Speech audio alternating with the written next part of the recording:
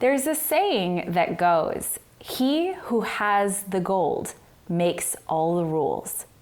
Keep this in mind as we talk today about the 2 quadrillion, and yes, I said quadrillion, dollars in debt, unfunded liabilities, and derivatives that's now in the global economy.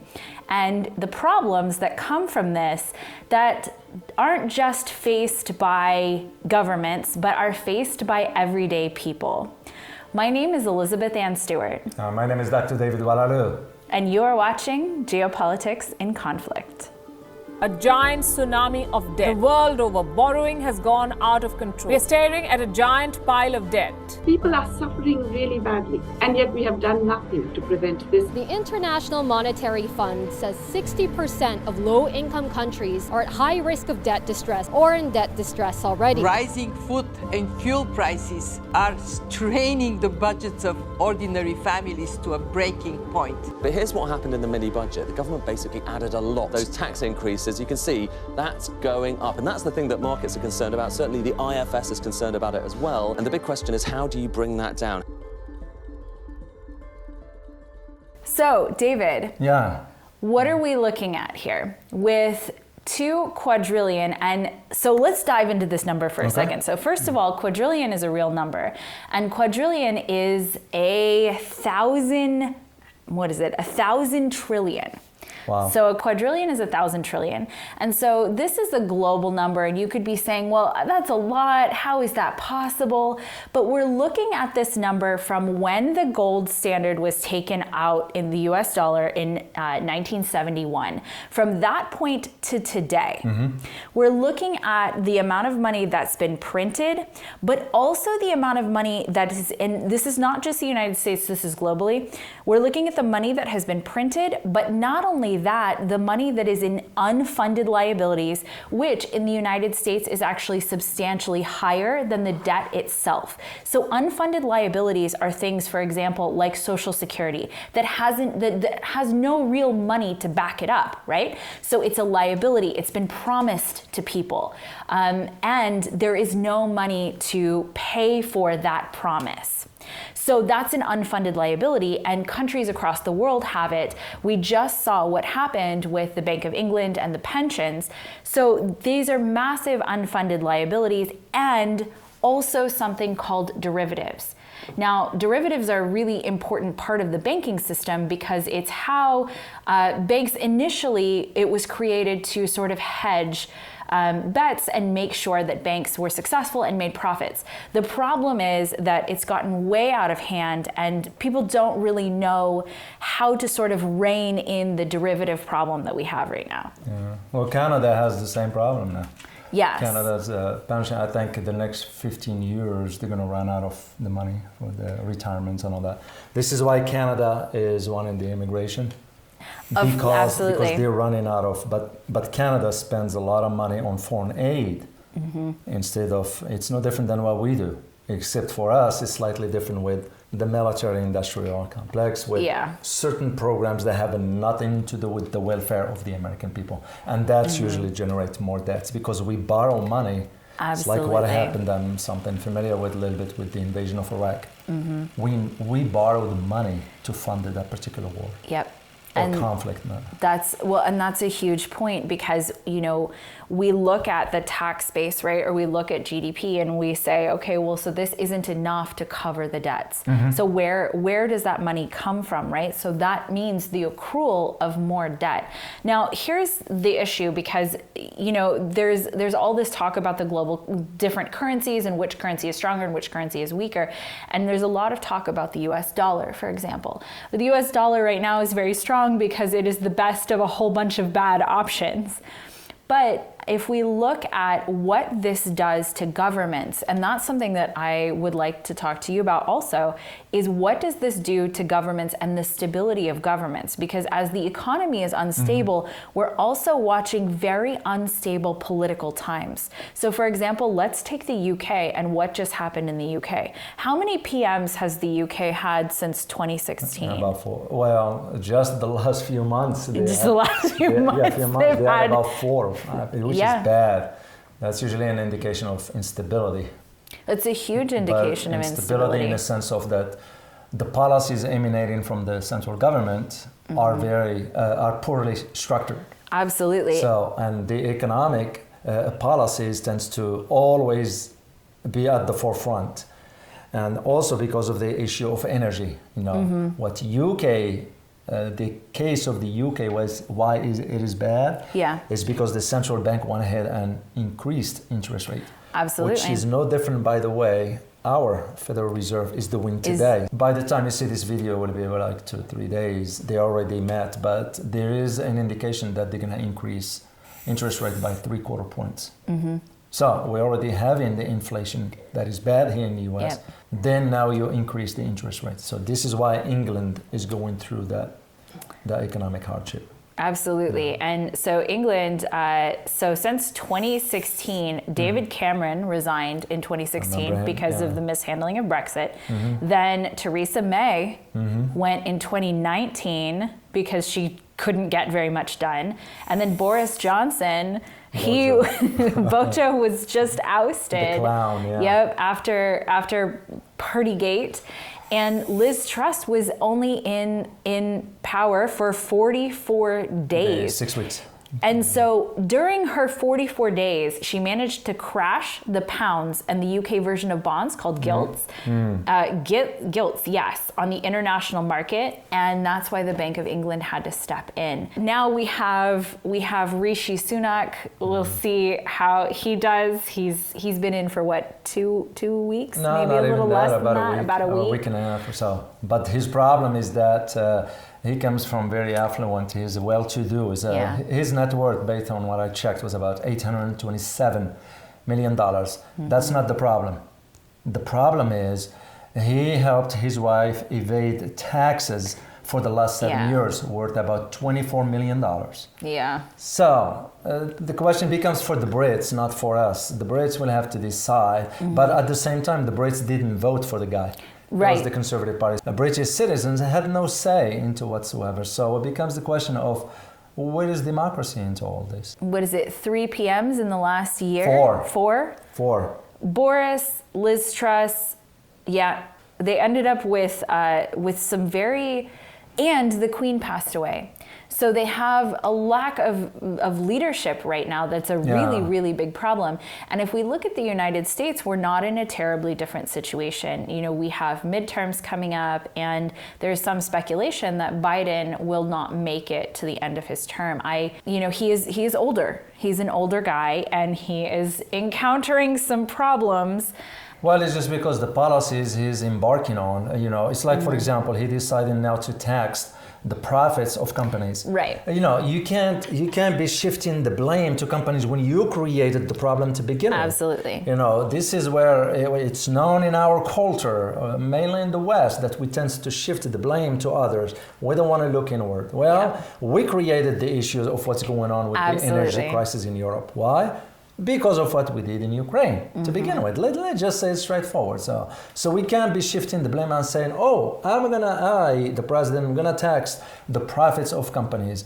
Well, I'm sure he doesn't understand. He's been around long enough to know. Yeah. You do not go against the energy industry in the US. They're very powerful. Yes, they are. They're very powerful. And the whole system in America is upside down. It's time to really, we need a top to bottom review. Absolutely. But how can you do that when you have the masses are ill-informed?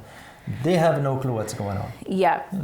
Well, so bringing this down to sort of what we're talking about here is if we're looking at, the global debt. So the global debt is 300 trillion approximately, right? That's a massive global debt. That's not just the United States. That's all the countries combined, plus up to 2 quadrillion in unfunded. I mean, this is total, right? So this is total since the 1970s, the beginning of the 1970s. But with this amount of debt and unfunded liabilities, how much gold do you think that the global reserves have to offset this debt? And that is where the problem lies, because we have total gold is about $10 trillion approximately worth. Most of that is in jewelry, but there's about $2 trillion in reserves So we're looking at $2 trillion worth of debt to offset this, or $2 trillion worth of gold to offset this massive amount of debt. And the reality is that every currency before the currency that we have has failed. Yeah. Every single currency before has failed, and most of them have failed in a very similar way to this. It's just that right now, a lot of it is, we have a very globalized world. You can't take one country and separate it from another. You can't take one economy and separate it from another economy. Well, that's why I remember when I talked about the BRICS, for example, and mass in gold. That was for a reason why I sort of addressed that topic. Yeah. It's because, looking at it where it's going, countries will eventually have to come to terms with that reality. Absolutely. So that is why BRICS members, Brazil, Russia, India, China, and South Africa, decided, okay, and mainly for those that economic bloc, it was mainly China and Russia. India has its own. Right. South Africa has a little bit, it doesn't have much. But for China and Russia, they stocked up on gold, not just last year or the year before. Right. They've been doing it for the last 20 years. Well, they're also working on their own reserve currency, which is something That's that correct. we did an Yeah. episode on. If you guys want to check it out, we did an episode on that reserve currency that is being created right now. And the fact that the petrodollar is no longer as solid as it once was. There's oil and gas transactions that are not happening in the US dollar anymore. And so we're seeing a very interesting collapse around us of a very, very large bubble. And I'm interested to see, I don't know what's coming, but it is important to take a look at, it's not just the United States. We talk a lot about the debt burden and the liability, the unfunded liabilities that the United States has, but we don't talk much about it globally. And it is a huge problem globally, with central banks holding $2 trillion worth of gold versus, even if you just look at debt itself at $300 trillion, we've got some interesting times coming. Yeah. Well, actually, the central banks now just added another 400 tons of gold. Recently, I just found that out yesterday. There is about 400 tons. It's only worth about $20 billion. That's nothing. Well, and that's big the thing. It's not gonna. Yeah. It won't do anything to that massive debt. But for the petrodollar, where the concern is, one thing that it's on the horizon that is will be coming. It has to do with Saudi Arabia. Yeah. Possibility of them joining BRICS, being admitted into BRICS. So there will be a meeting in South Africa next year, and by which Saudi Arabia expressed interest. And the South African Ramaphosa, the president, said that they will put this under consideration. Now, that will be a massive undertaking if they join or it's not if, but when. So the banks, the central banks in the West have already been amassing because they're seeing where things are headed. Absolutely. But that amount of money, 20 billion, and that's the thing. Yeah. I think that's the thing ultimately, because even if you look at all of the gold in the entire world, let's say you took everyone's jewelry, let's say you took everything, you're still looking at only $10 trillion worth of gold. And let's say the value of gold, you even 100 times the value of gold, it would still only be 10% of the debt, right? It's still a terrible leverage. And so we are over leveraged to a very extreme point. Yeah. Well, that becomes a question for us in the US, is what's leading to all this? Are we living beyond our means? Yes, and I think unquestionably yes. The short answer is yes. So because we're spending more than we're taking in, and it's like in a family or whatever. You do a budget, and you can't spend more than you earn. It's common sense. But apparently, for our government, because it's not their money, so they don't care how they spend it. So which all is the ways. Crazy. They live in this world too, right? Everybody lives in this world together, and the game is very much rigged. And you don't have to be an analyst to see how much it's rigged towards large corporations, towards the central banks, towards very wealthy individuals, and the game is rigged against sort of the rest of everybody else. And, if you look at how complex this system really is, what is the average person supposed to do about this problem, right? Yeah. That's really the question, is what is the average person supposed to do about the problem? But if you take a look at, your politicians, your legislators, and who is actually focused on trying to bring this debt down. I don't know that if that's possible at this point. In fact, it may not be. They're trying to inflate it away right now, but I don't know if there is enough inflation to inflate away this problem. Yeah, there's no end in sight, basically. I'll be interested in how after midterm elections, what the government is going to do as far as economic policies, but I don't see anything good coming out of that because they tend to think in terms of, okay, where is the next conflict? Absolutely. Where the next money is going to be spent on. Any final thoughts? Well, the final thought that I can think of is the idea of economic policies. If they are not well structured, it tends to trickle down and end up impacting citizens. This is exactly what we're seeing in Europe. That's why Europe is becoming poorer in the last few months since the beginning of the Ukraine war. Absolutely. Or the conflict, that is. I never expect to even see Europe going that. Now you're talking about poverty descending upon Europe. Yep. For us, even the number for people is increasing. Absolutely.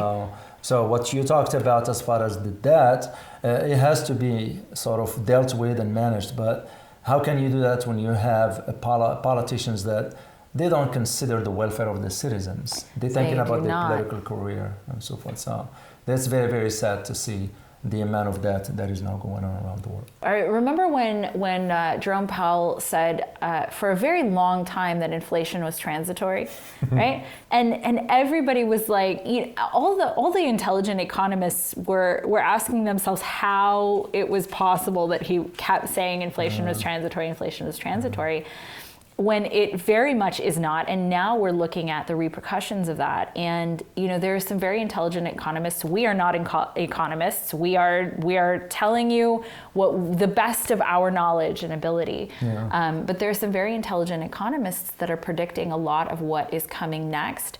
And they very accurately predicted that inflation was not, in fact, transitory. So be paying attention to some of the wiser voices in this space, because they'll tell you what's coming. Even the policies of the last few years, there were a lot of people saying this is going to destroy the economy.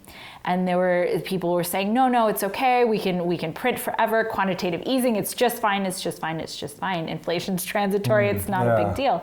But now we're dealing with the realities of these policies. And that's why it's important to pay attention to what's going on, is because there are very many wise voices out there who can tell you what is going to come. Yeah, as long as they don't say what Christine Lagarde said. Oh my gosh. We didn't know where this inflation came from. It came out of nowhere. Yeah. But it's her talking about how inflation came out of nowhere. I look at that as an insult. That's a huge insult. Yeah, but again, you don't expect those individuals to be in touch with reality. Jerome Powell is a millionaire. What will he care, And this is why, for you need to understand at least these dynamics, the basics of it. I know it's hard to change everything from at the top level, but at least being aware of what's going on, so you'll understand at least where things are headed. Yeah. And have at least a plan or prepare something to ensure that you don't be left behind. And at least not buying it. When somebody says inflation is transitory, or when somebody says inflation came out of nowhere, it doesn't come out of nowhere, right? No. That's not a possibility. Cause and effect. There's cause and effect, and cause and effect is one of the most immutable laws of existence. Is that if there is an effect, there was something that caused that. And so just be paying attention. Indeed. Well, I hope that you find this very informative. That'll help you at least understand the big picture within the global economy. So, as always, prepare yourself for a changing world order. Till next time. Bye-bye.